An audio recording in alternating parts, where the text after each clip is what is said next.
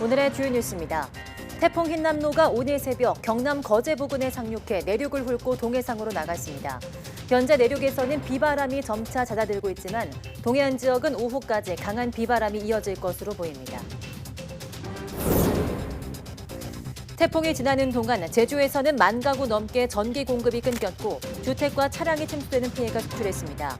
이 밖에 부산과 거제, 포항 등에서도 피해 소식이 잇따랐는데 태풍이 빠져나갔더라도 강풍과 산사태, 해일 등 위험이 있어서 여전히 안심할 수 없는 상황입니다.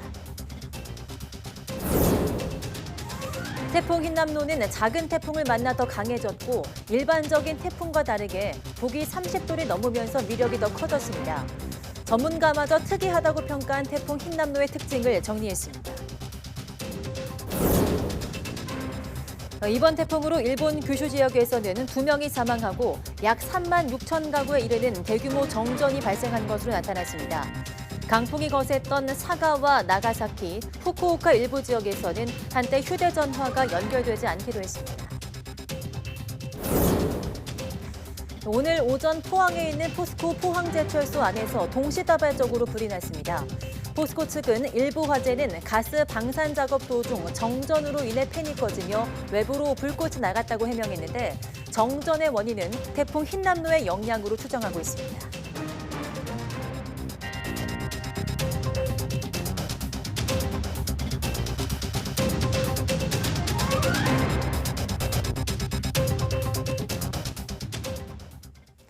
네, 여러분 안녕하십니까? 9월 6일 사이언스 투데이 시작합니다. 태풍 흰남노가 남부지방을 핥혔습니다. 제주와 영남 지역 일대에는 대규모 정전과 침수 등 피해가 잇따랐습니다. 박서경 기자입니다. 집채만한 파도가 주택가 도로를 집어삼킵니다. 어제 저녁 8시 40분쯤 제주 서귀포시의 한 주택가 인근 바다에서 방파제를 넘어 물이 범람한 겁니다. 정전도 잇따랐습니다. 제주 1도 이동을 시작으로 어제 저녁 7시 20분부터 오늘 새벽 3시까지 10,000가구가 넘게 전기 공급이 끊겼습니다. 새벽 3시 기준 송전율은 12%, 거센 바람으로 복구 작업이 늦어지고 있습니다. 이 밖에도 카페 앞 철제 지붕이 강풍으로 주저앉았고 호텔 로비가 침수됐습니다. 주차 반사경이 강풍에 날아가 건물 통신선에 내걸리기도 했습니다. 중앙재난안전대책본부는 어젯밤 11시 기준 제주 지역 주택 2채와 차량 2대가 침수됐고 8명이 구조됐으며 배수 지원 활동 32건이 있었다고 밝혔습니다. 실종이나 사망 신고는 아직 접수되지 않았습니다. 태풍 흰남노는 오늘 새벽 0시 매우 강한 풍속으로 제주 성산 동남동쪽 40km 해상을 최근접 통과했는데 강풍 반경이 400km가 넘는 데다가 피해 신고도 계속 늘고 있어서 아직 긴장을 놓기는 어려워 보입니다. YTN 박서경입니다. 태풍 흰남노의 북상으로 인해 중부지방에 많은 비가 내림에 따라 소양강댐이 수위 조절을 위해 오늘 수문을 다시 개방합니다. 이에 앞서서 팔당댐 방류로 한강 수위가 높아져 잠수교가 전면 통제됐습니다. 황보선 기자입니다. 한강 수계댐 가운데 유일하게 방류를 하지 않다가 2년 만에 수문을 연 소양강댐. 집중호우로 지난달 11일부터 19일까지 8일 동안 방류했는데 18일 만인 오늘 이번에는 태풍 흰남노 영향으로 정오부터 오후 6시까지 재방류에 나섭니다. 한강 홍수통제소는 어젯밤 11시 기준으로 11,000톤의 방류를 승인받아둔 상태입니다. 소양강댐이 수문을 연 건 지난 1973년 이후 18번째인데 1년 안에 수문을 2차례나 연 건 이례적입니다. 한강 홍수통제소는 이미 북한강 수계에 춘천댐과 의암댐, 청평댐, 팔당댐도 수문을 열고 하류로 물을 흘려보내며 수위 조절을 하고 있습니다. 이에 따라 잠수교 수위는 차량 통행이 통제되는 6.2m를 넘겼고 잠수교 보행자와 차량 통행이 어젯밤 전면 통제됐습니다. YTN 황보선입니다. 태풍 흰남노의 피해 우려로 인해서 오늘 전국 유치원과 학교들은 모두 등교를 하지 않았습니다. 서울은 유치원과 초중학교는 휴교 또는 원격 수업으로 전환하고 고등학교는 학교장의 수업 방식을 결정했습니다. 김현아 기자입니다. 서울 지역 모든 유치원과 초등학교가 6일 하루 휴업을 결정했습니다. 태풍 흰남노가 진로를 바꾸지 않은 채 한반도에 상륙할 것이 확실시되자 학생 안전을 위해 등교 중단을 결정했다고 시교육청은 밝혔습니다. 서울은 바람 피해는 심각하지 않을 전망이지만 많은 비가 예상돼 있습니다. 다만 돌봄이 필요한 초등학생들은 등하교 시 보호자의 동반하에 등교할 수 있고 어린이집이나 유치원도 시설 판단에 따라 운영 여부가 다를 수 있습니다. 예상치 못한 돌봄 수요가 발생했기 때문에 돌봄 미신청자들에게는 긴급 돌봄 서비스가 학교 재량으로 제공될 계획입니다. 중학교도 등교 수업은 중단됩니다. 학교 사정에 따라 휴업 또는 원격 수업으로 전환합니다. 고등학교는 고3이 수능 원서 접수를 마친 상황 등을 감안해 학교장 재량에 맡겼습니다. 태풍이 상륙할 것으로 보이는 남부 지역도 이미 대부분 휴업이나 원격 수업으로 전환한 상황입니다. 부산과 경남은 100% 원격 수업을 결정했고 울산과 대구, 전북, 경북도 휴업이나 원격 수업으로 학생들이 등교하지 않도록 조치했습니다. 제주와 광주, 전남은 단축 수업도 일부 진행하고 경기, 인천 등 그 외 지역은 학교장 재량에 따라 결정됩니다. YTN 김연아입니다. 태풍이 관통한 부산과 울산은 열차와 전철 운행이 중단됐습니다. 바닷길은 전국의 모든 노선이 통제됐습니다. 김평정 기자입니다. 차량 통행이 통제된 도로에 태풍이 몰고 온 비가 세차게 내립니다. 차는 물론 사람들도 모두 안전한 곳으로 들어가 거리는 텅 비어버렸습니다. 도로의 차량뿐만 아니라 전동차도 태풍 때문에 운행을 멈췄습니다. 부산 김해경전철은 새벽 5시 첫 차부터 운행을 임시 중단하기로 했습니다. 부산 부전에서 울산 태화강을 오가는 동해선 열차 역시 첫 차부터 오후 3시까지 운행하지 않습니다. 태풍 영향이 큰 영남과 호남의 다른 KTX와 일반 열차도 일부 운행이 중단되거나 조정됩니다. 어제 368편이 무더기로 결항됐던 국내선 여객기는 오늘도 결항이 이어질 전망입니다.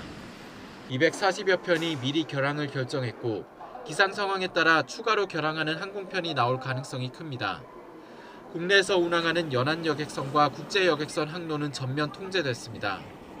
어제 저녁 7시부터 연안 여객선 101개 항로에 158척과 국제 여객선 21개 항로에 25척 운항이 중단됐습니다. 이와 함께 해수부는 강풍으로 대형 하역 장비가 무너지지 않도록 컨테이너 크레인 등은 선박에 고정 조치했습니다. YTN 김평정입니다. 태풍 흰남노로 한때 시간당 100mm의 폭우가 내린 포항 지역에 해병대가 장갑차를 동원해 인명 구조 작업에 나섰습니다. 해병대 사령부는 경북 포항 해병대 1사단이 오늘 오전 6시 반쯤부터 한국형 상륙 돌격 장갑차 2대와 고무보트 3대를 투입해 민간인 구조 작전을 벌였다고 밝혔습니다. 해병대가 공개한 구조 영상에는 해병대원들이 소방서 구조 요원들과 함께 침수된 도로에 고립된 민간인을 구조하는 장면이 담겨 있습니다. 해병대 사령부는 유사시 신속기동부대가 어디서든 민간 피해 복구 임무를 수행할 것이라고 강조했습니다. 네, 일본에서도 태풍 흰남노가 가장 가까이 접근한 규슈 북부 지역을 중심으로 인명피해 등이 잇따랐습니다. 일본 기상청은 흰남노의 영향으로 오전 3시 36분쯤 일본 나가사키현 스시마시에서는 달리는 트럭을 넘어뜨리는 강도의 초속 44.7m의 강한 바람이 불었다고 밝혔습니다. 또 강한 비바람에 나가사키현 스시마시 항구에서 80대 어민이 작업 도중 숨지는 등 지금까지 모두 2명이 숨진 것으로 집계됐습니다.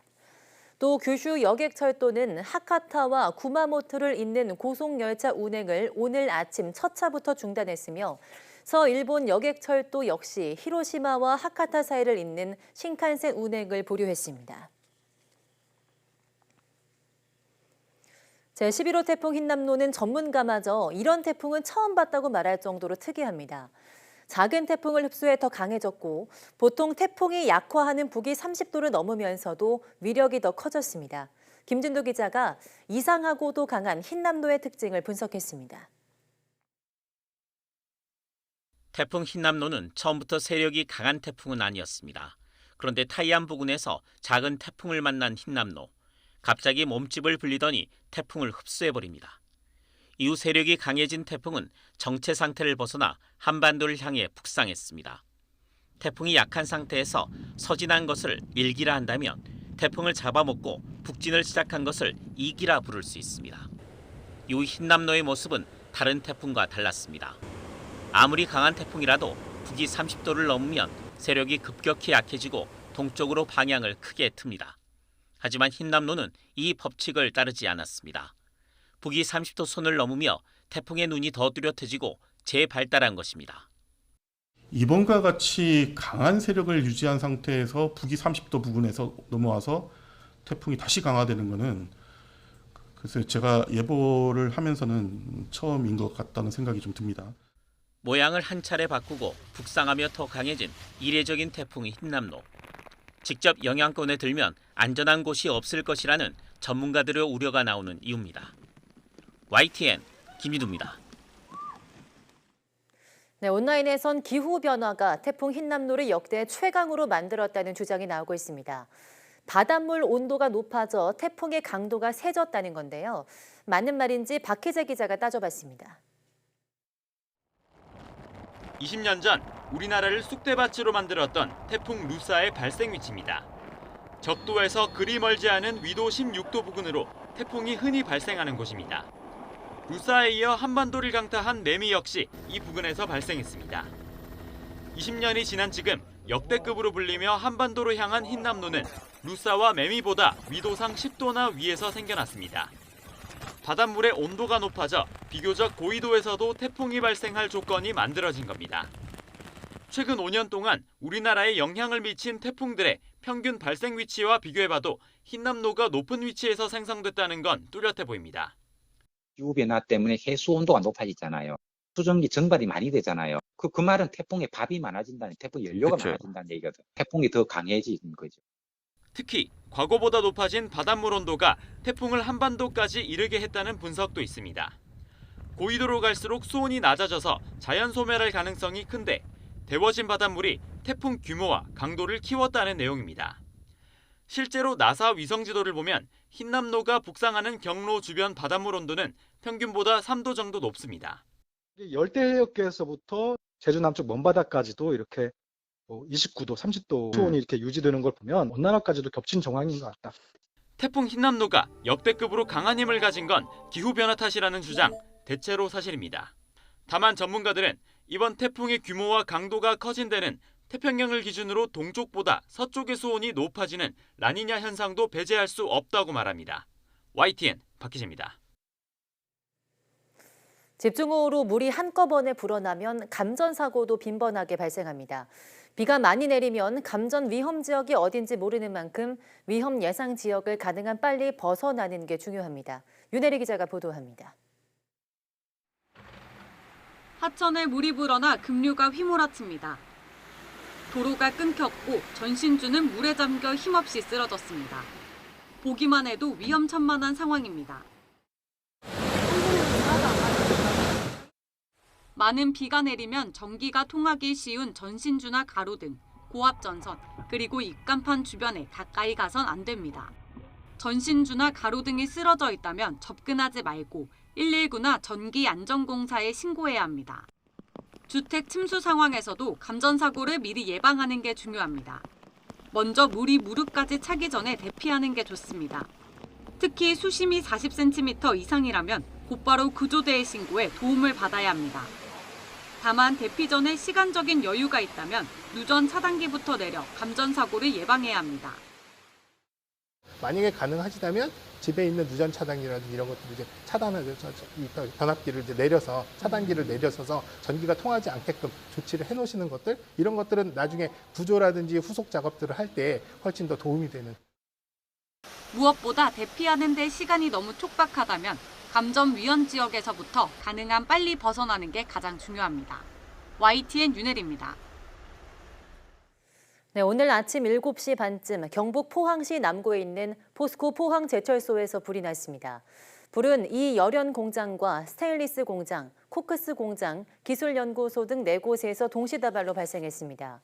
소방당국은 전국 동원령 1호를 발령하고 구미와 충주, 여수 등지의 고성능 화학차를 출동시켰습니다. 이 불로 지금까지 이 열연 공장 주 전기실 한 동이 모두 불에 탔습니다. 포스코 측은 일부 화재는 정상적인 가스 방산 작업이었다고 해명했습니다.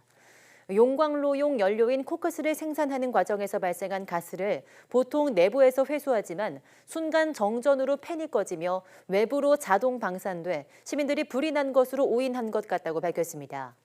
순간 정전이 발생한 원인은 태풍 흰남노의 영향으로 일부 공장 시설이 침수됐기 때문으로 추정된다고 설명했습니다.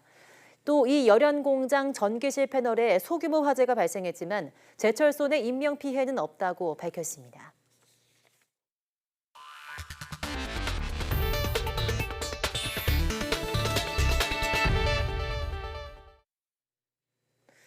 오늘 0시 기준 코로나19 신규 환자는 어제보다 6만 2천여 명 많은 9만 9,837명으로 집계됐습니다. 지난주 화요일과 비교하면 1만 5천여 명, 2주 전보다는 5만여 명 적어서 감소세가 이어지고 있습니다. 위중증 환자는 536명으로 14일째 500명대를 유지했고 하루 사이 숨진 사람은 어제보다 12명 줄어든 44명입니다. 신규 환자 가운데 국내 발생은 9만 9,564명, 해외 유입은 273명입니다. 코로나19로 원격 수업을 하던 학교가 정상적으로 등교하면서 학교 폭력 피해도 증가한 것으로 나타났습니다. 교육부가 전북을 제외한 전국 초4부터 고등학교 3학년 학생들을 전수조사한 결과 지난해 2학기 이후 학교 폭력을 당했다고 응답한 학생은 5만 3,800여 명으로 전체의 1.7%에 달했습니다. 이는 지난해보다 0.6%포인트 상승한 것인데 조사를 시작한 2013년 이후 9년 만에 가장 높았습니다. 학교 급별로는 초등학교가 3.8%, 중학교 0.9%, 고등학교 0.3%로 모든 학교급에서 지난해 조사보다 피해가 증가했습니다. 피해 유형별은 언어폭력이 41.8%로 가장 많았고 신체폭력 14.6%, 집단 따돌림 13.3%로 뒤를 이었습니다.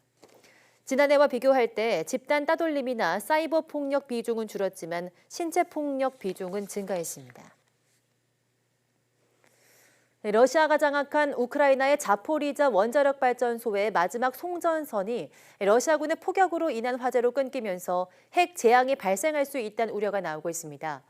러시아는 우크라이나 남부 헤르손주 점령지의 자국령 편입을 위한 주민투표 계획을 일시 중단했습니다. 김원배 기자입니다.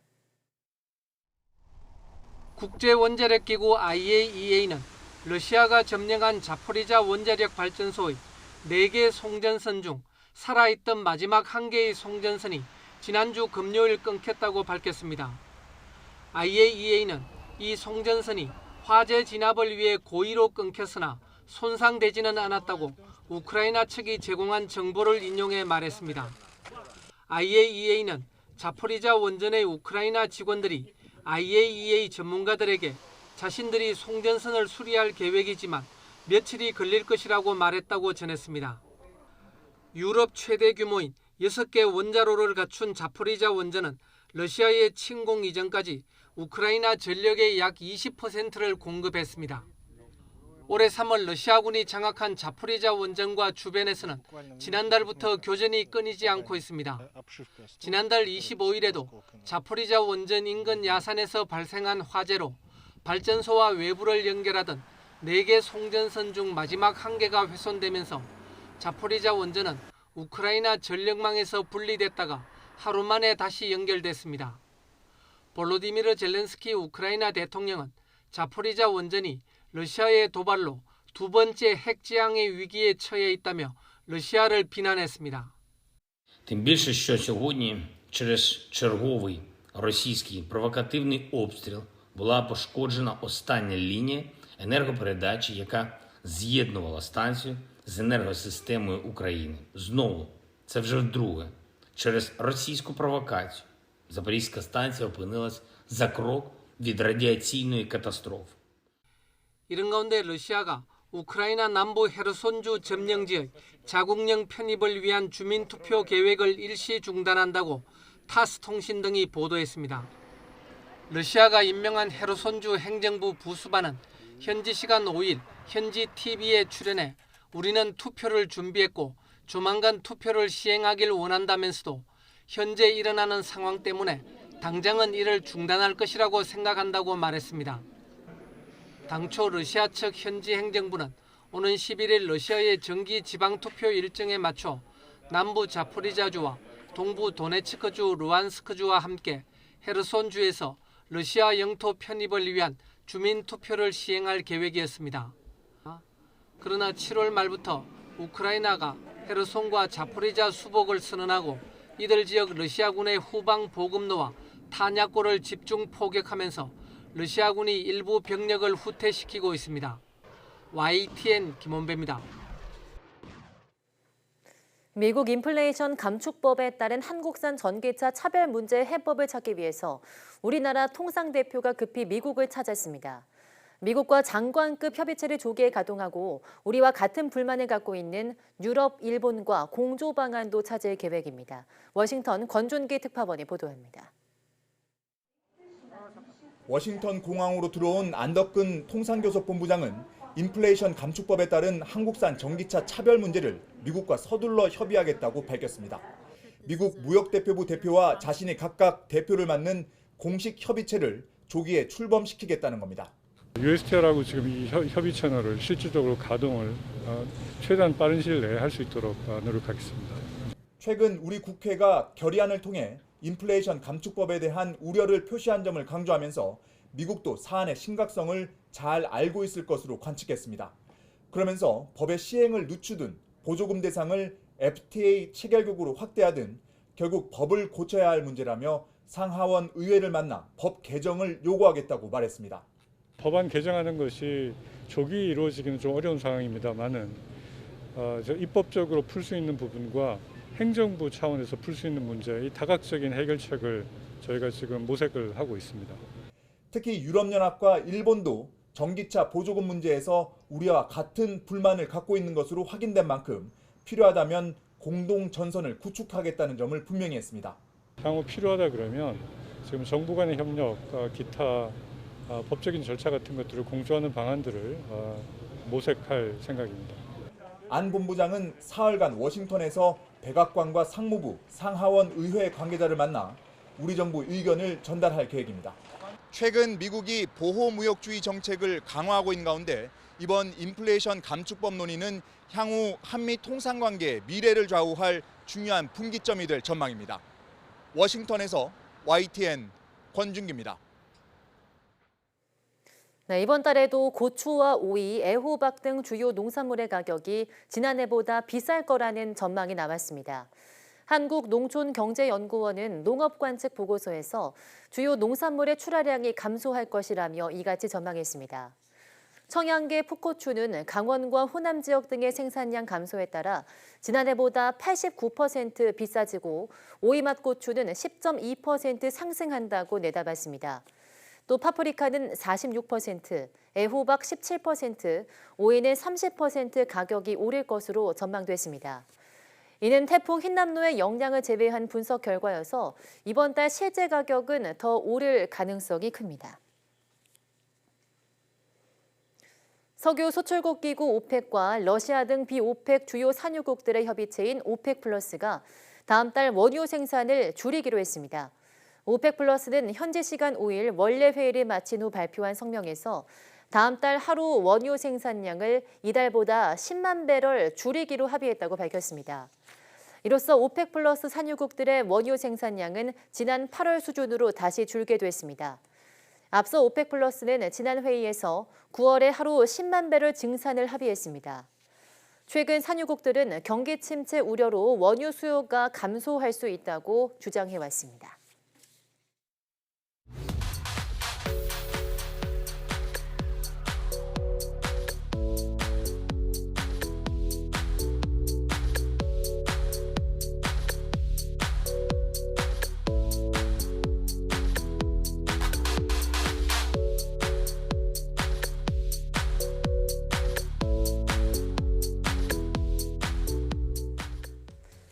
네, 며칠간 마음 졸이게 했던 태풍 흰남노가 동해상으로 빠져나갔습니다.